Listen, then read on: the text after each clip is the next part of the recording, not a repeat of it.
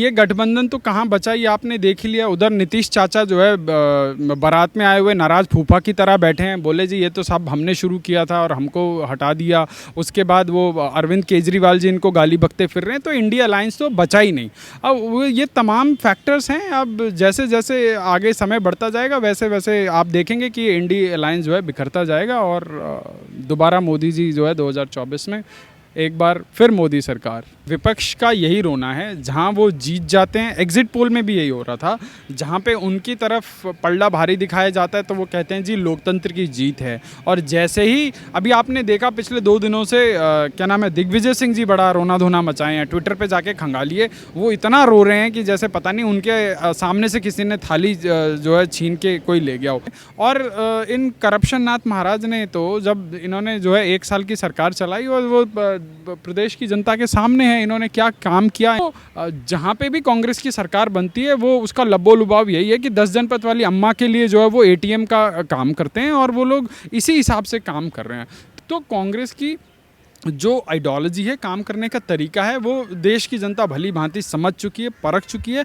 इसीलिए चुनाव दर चुनाव जो है वो जो है हर राज्य में रिजेक्ट होते जा रहे हैं। एक तरह पहले ही कमलनाथ कह रहे थे कि एग्जिट पोल पे भरोसा नहीं है, पर अब जो आंकड़े सामने आए हैं, क्या विपक्ष एक बार फिर से जो है वो ईवीएम की राजनीति करने वाला है? देखिए, विपक्ष का यही रोना है, जहां वो जीत जाते हैं। एग्जिट पोल में भी यही हो रहा था, जहां पे उनकी तरफ पलड़ा भारी दिखाया जाता है तो वो कहते हैं जी लोकतंत्र की जीत है। और जैसे ही अभी आपने देखा पिछले 2 दिनों से क्या नाम है, दिग्विजय सिंह जी बड़ा रोना धोना मचाए हैं। ट्विटर पे जाके खंगालिए, वो इतना रो रहे हैं कि जैसे पता नहीं उनके सामने से किसी ने थाली जो है छीन के कोई ले गया हो। कमलनाथ जी और दिग्विजय सिंह में आपस में नहीं बन रही है और जो छुटभैया नेता उनको तो कोई पूछ ही नहीं रहा है। और कांग्रेस पार्टी के अंदर कौन कितना कैसे तय करता है वो सर्वविदित है।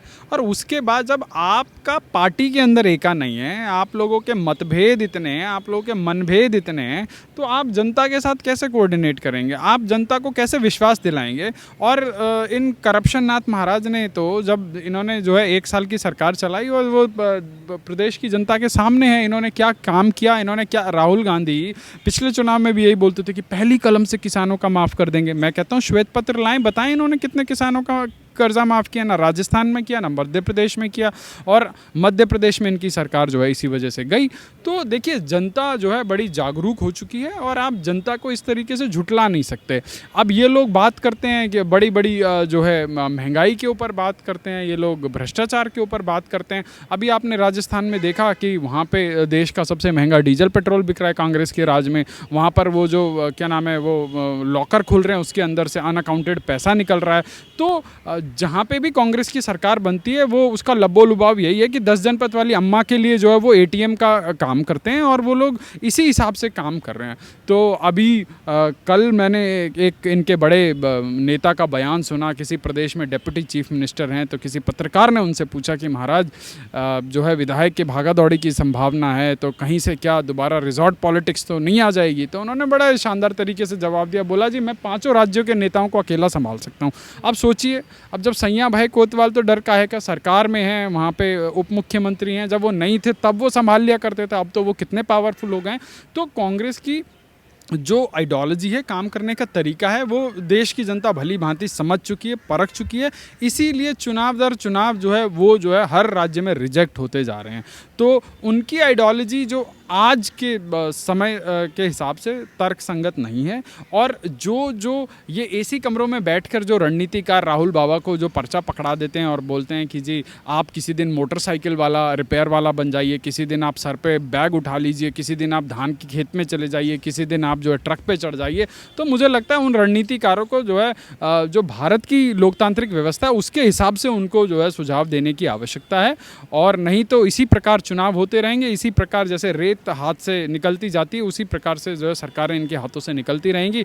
और अब सर पे 2024 का चुनाव है, उसके बाद जनता जो है अपना निर्णय फिर से करेगी। 2024 का आपने जिक्र किया है, उस पर ये विपक्ष के लिए कितना बड़ा झटका है, क्योंकि इसी विपक्ष ने ये महागठबंधन बनाया है जो ये कह रहे थे कि 5 राज्यों से बीजेपी का सुपड़ा साफ हो जाएगा और इसी तरीके से लोकसभा के भी रिजल्ट रहने वाले। देखिए ये गठबंधन तो कहाँ बचा, ये आपने देख ही लिया। उधर नीतीश चाचा जो है बारात में आए हुए नाराज फूफा की तरह बैठे हैं, बोले जी ये तो सब हमने शुरू किया था और हमको हटा दिया। उसके बाद वो अरविंद केजरीवाल जी इनको गाली बकते फिर रहे हैं, तो इंडिया अलायंस तो बचा ही नहीं।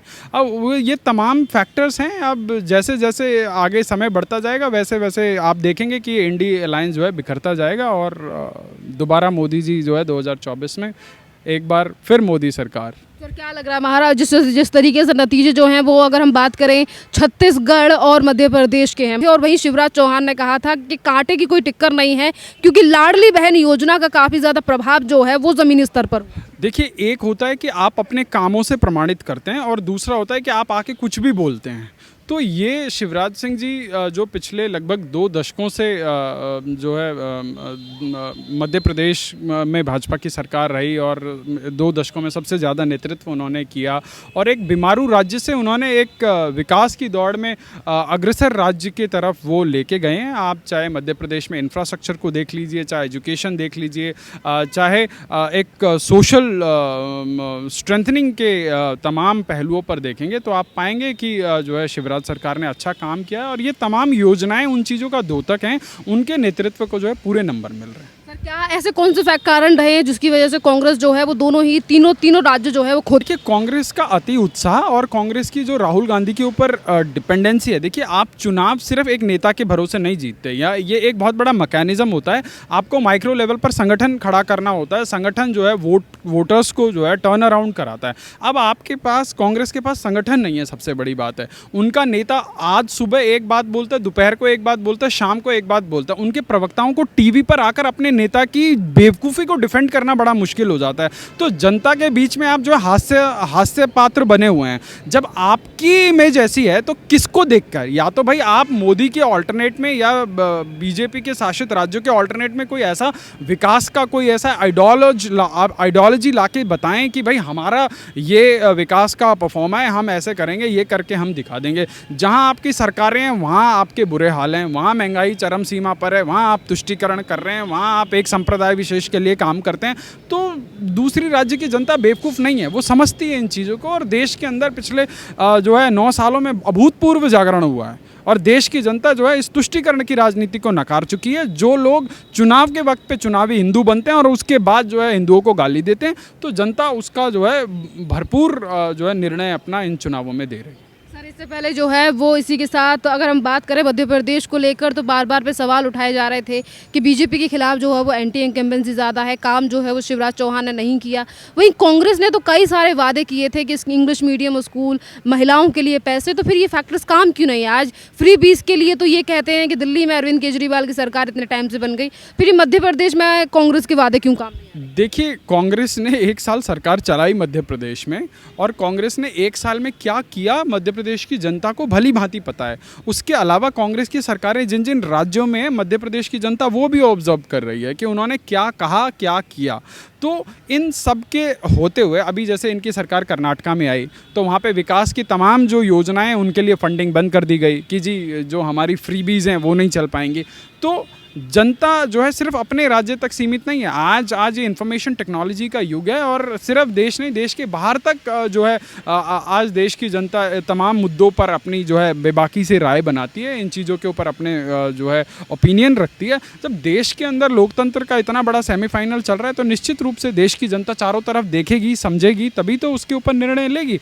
और देश की जनता का ही ये निर्णय का जो है परिणाम है कि जिस तरीके से हम चर्चा कर रहे थे, चाहे वो तमाम एग्जिट पोल हों, ओपिनियन पोल हों, तब से लेकर रिजल्ट तक वो कहीं ना कहीं समानांतर ये सारी चीज़ें चल रही हैं। और ऐसे ही चीज़ें चलती हैं कि आप सिर्फ लोगों को जो है लोक लुभावने वादों से जो है आप नहीं जीत सकते। आपको पीपल टू पीपल कनेक्ट करना पड़ेगा। जब तक आपके नेता वहाँ पर कमलनाथ के घर जाकर लोग कमलनाथ के विरोध में नारेबाजी कर रहे हैं, दिग्विजय सिंह के घर में जाके उसके विरोध में नारेबाजी कर रहे हैं, कांग्रेस के नेता कमलनाथ के पास जा रहे हैं तो वो कह रहे हैं दिग्विजय सिंह के कपड़े फाड़ दो। आप सोचिए, जो आदमी कांग्रेस का इतना बड़ा सीनियर लीडर रहा हो, जो केंद्र में मंत्री रहा हो, उन लोगों की शब्दावली इस प्रकार से है तो आप सोचिए इनके अंदर लीडरशिप का कितना क्राइसिस है, इन लोगों के अंदर वैचारिक जो है क्राइसिस कितना बड़ा है। तो जनता जो है चीज़ों को समझती है, जनता समझती है कि सोना क्या है, पीतल क्या है, तो जनता उसी हिसाब से जो है निर्णय लेती है।